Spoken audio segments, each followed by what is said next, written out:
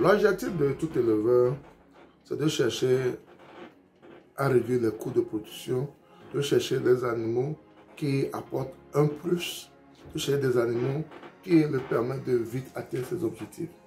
Et c'est ce qui nous pousse actuellement à penser aux rousses de Maradi.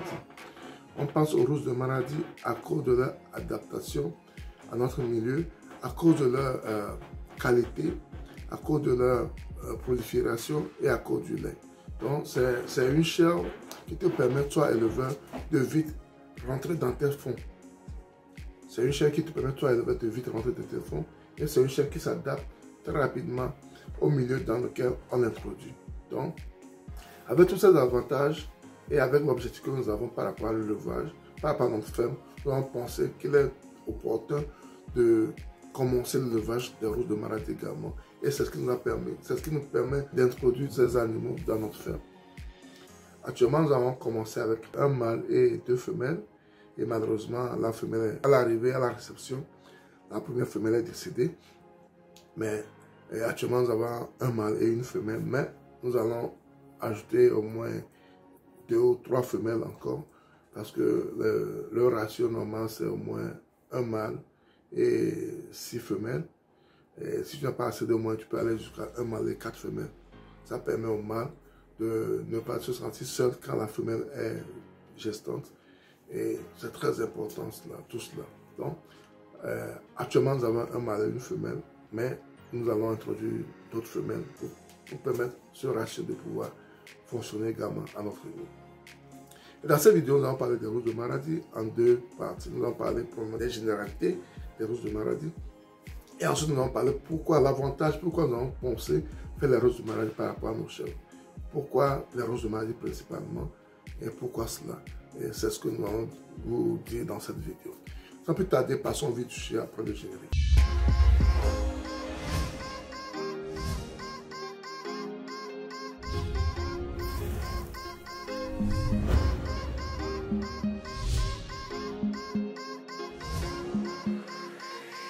Si tu me découvres pour la première fois, mon nom est Sabi Aliati et ici sur notre chaîne SEO, nous parlons d'investissement général en agriculture et en élevage en particulier. Cette thématique te soit importante également, tu es au bon endroit.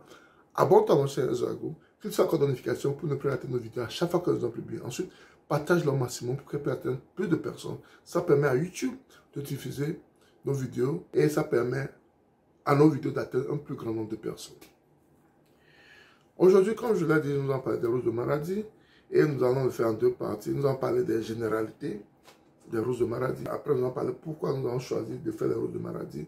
Et quel avantage, pourquoi nous avons principalement choisi les rousses de Maradi, contrairement à nos chèvres locales. Les rousses de Maradi, comme son nom l'indique, sont des moutons qui ont la couleur rousse et qui viennent du Niger et de la région de Maradi, d'où vient le nom les rousses de Maradi. Donc, c'est la région dont elles viennent, c'est Maradi, et leur couleur leur confère ce nom, rousse de Maradi. Donc, il n'y a rien d'extraordinaire. Donc, leur nom vient de leur région et de leur couleur. Ce sont des moutons tropicaux. Contrairement à ce que les gens pensent que les rousses de Maradi sont les moutons désertiques. Non, ce sont les moutons tropicaux. Mais qui sont très bien adaptés à la région sahélienne également. Ils sont élevés aussi bien dans les zones tropicales que dans les zones sahéliennes. Mais quand vous les élevez dans les zones tropicales, il y a un kick qui est très important à savoir, c'est que il faut faire tout pour éviter le froid. Il ne faut pas qu'ils soient exposés à la pluie ou bien qu'ils soient exposés à la rosée chaque nuit trop. Parce que ça les embête et ça entraîne la pneumonie, la bronchite plutôt. Et ça les dérange, ça peut les tuer. Donc, quand tu arrives à éviter ces 2 choses, tu réussis ton élevage. Ils sont aussi appelés la vache du pauvre, du fait qu'ils sont vraiment prolifiques. Et ça permet aux pauvres de pouvoir rentabiliser, de pouvoir entrer dans des fonds, de pouvoir vendre ces moutons, de pouvoir vendre le lait de ces moutons, de pouvoir s'en sortir. Donc, ça fait que, communément, les gens l'appellent la vache du pauvre. Et il y a une chose qui est très importante, c'est qu'ils ont une facilité d'adaptation. Ils s'adaptent très bien au milieu dans lequel on les introduit. Comme je l'ai dit toujours, quand on prend ces animaux, parce que la plupart de ces animaux viennent du Niger, quand on introduit ces animaux, parce que vers le Niger, ils ont l'habitude de manger les herbes sèches et autres. Donc, quand tu les envoies vers la zone dans les zones tropicales, il faut une période d'adaptation pour pouvoir les introduire progressivement à nos herbes fraîches. Et tout en apportant aussi les herbes secs pour pouvoir permettre une transition smooth. Donc, c'est ce qu'on peut dire généralement sur les roses de Maradi. Maintenant, pourquoi on a choisi les roses de Maradi? Pourquoi introduire les roses de Maradi? Quels sont les avantages que nous avons au niveau des roses de Maradi qui nous donnent envie de faire ces moutons? Ces avantages, on peut les placer sur 3 catégories. On a la viande. Par rapport à la viande, les roses de Maradi nous donnent beaucoup de viande. Les roses de Maradi nous donnent beaucoup de viande. Les roses de Maradi ont une viande qui est très douce par rapport au chèvre local. Donc, ça fait que quand tu manges les roses de Maradi, tu as envie de revenir. À cause de leur texture, à cause de leur tendresse, ça attire beaucoup préfèrent ces chèvres. Donc, leur viande est un avantage qui fait que les gens veulent manger les roses de Maradi. Les roses de Maradi aussi, ils ont une peau vraiment dure qui permet à l'éleveur de faire beaucoup de choses. Donc, les peaux peuvent constituer, on peut utiliser les peaux pour les sacs, les chaussures et autres. Donc, et la résistance par rapport à nos chèvres permet de faire beaucoup de choses. Et ça pousse les gens à vouloir faire les roses de Maradi. En deuxième position, on peut parler aussi de la mise bas. Les roses de Maradi sont vraiment prolifiques, comme je l'avais dit dans l'introduction. Et c'est un avantage qui pousse les gens à vouloir faire les roses de Maradi.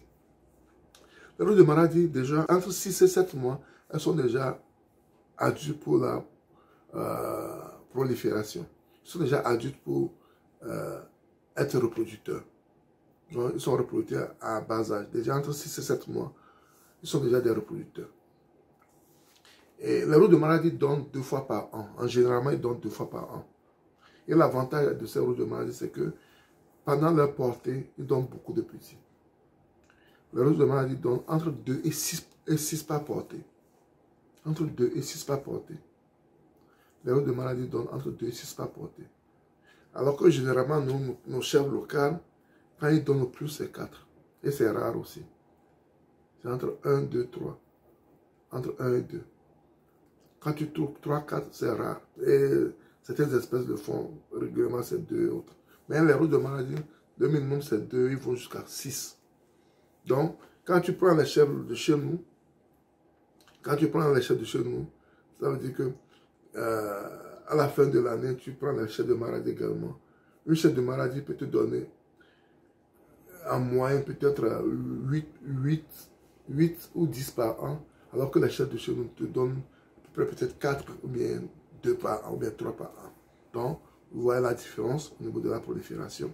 Donc, c'est un avantage également et ton élevage va vite croître par rapport à leur prolifération, par rapport à leur mise bas, par rapport au nombre de petits qu'ils te donnent. Et également par rapport à l'âge précoce où ils deviennent reproducteurs. En plus, en troisième position, on va parler du lait. Les roses de Maradi peuvent te donner du lait, contrairement à nos chèvres qui ne donnent pratiquement pas de lait. Tu ne peux pas tirer du lait chez nos chèvres. Quand tu essaies de le faire, tu vas tuer les petits. Parce qu'ils n'auront, la maman ne produit pas assez de lait pour pouvoir nourrir les petits. Et tu en prends également, ça c'est grave. Mais au niveau des roses de Maradi, tu peux retirer le lait et il y aura encore du lait pour les petits. Donc, en moyenne, tu peux retirer entre 1 et 1,5 de lait par jour. En moyenne, chez les roses de Maradi. Ce qui est impossible chez nos chèvres locales. Donc, chez les roses de Maradi, tu peux utiliser entre 1 et 1,5. L'avantage aussi au niveau des laits de chèvre, c'est que les laits de chèvre sont vraiment très bons, très riches pour la santé. Et les roses de Maradi, leur lait est vraiment, vraiment riche. Sur le plan nutritionnel et thérapeutique, le lait des chèvres de Maradi est l'un des meilleurs. Sur le plan nutritionnel et thérapeutique, le lait de la chèvre de Maradi est l'un des meilleurs laits. Il est très riche en protéines et en sels minéraux. Les laits de chèvre de Maradi sont très riches en protéines et en sels minéraux. C'est un lait très très efficace contre la malnutrition et le stress. Le lait des chèvres de Maradi aide beaucoup de gens en train de stress.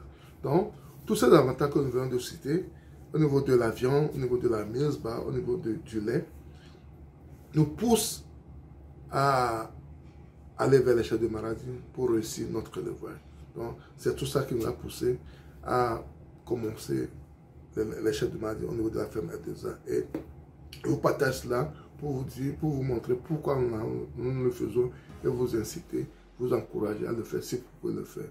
Parce que notre objectif en élevage, c'est d'avoir plus de gains possibles pour pouvoir avoir des avantages comparatifs par rapport à ce que nous faisons.